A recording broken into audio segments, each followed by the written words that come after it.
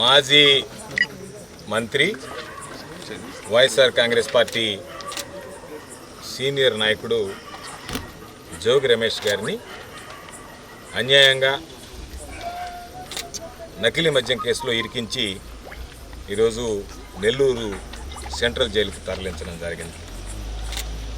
నిజంగా ఈరోజు ప్రజలు ఆశ్చర్యపోయేటువంటి పరిస్థితి. చంద్రబాబు నాయుడికి వ్యక్తిగత కోపం, వ్యక్తిగత ద్వేషం జోగి రమేష్ మీద ఉండి ఉండవచ్చు. కారణం ఏమిటంటే జగన్మోహన్ రెడ్డి గారిని తెలుగుదేశం పార్టీకి సంబంధించినటువంటి వ్యక్తులు దూషించినప్పుడు ప్రశ్నించడానికి వెళ్ళినటువంటి వ్యక్తి దానిని తన సానుభూతి కోసం తన ఇంటి మీద దాడికి పాల్పడ్డారని చెప్పి చంద్రబాబుతో పాటు పచ్చ మీడియా ఆ రోజు అనేక రకాలైనటువంటి ప్రచారాలు చేసినటువంటిది. దుష్ప్రచారం చేయడంలో చంద్రబాబు దిట్ట.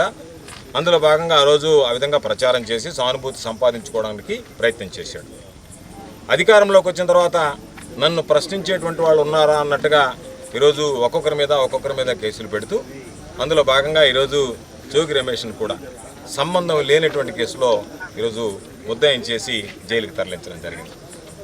చంద్రబాబు ఏ వ్యక్తికైతే తంబళ్లపల్లి నియోజకవర్గంలో బీఫామ్ ఇచ్చాడో ఆ వ్యక్తి ముద్దాయని తేలిన తర్వాత ఆ వ్యక్తిని తీసుకుని వచ్చి ఆ వ్యక్తి నోరు తెరిస్తే చంద్రబాబు నాయుడు, లోకేష్ నాయుడు గుట్టు రట్టు అవుతుంది కాబట్టి వాళ్ళని ఇతర దేశాల్లో దాచేసి జనార్దన్ రావు అనేటువంటి వ్యక్తిని తీసుకొచ్చి ఏమీ లేకుండా నోటి మాటలతో ఒక వీడియో విడుదల చేసి ఆ వీడియో ఆధారంగా ఈరోజు జోగి రమేష్ని అరెస్ట్ చేయడం జరిగింది.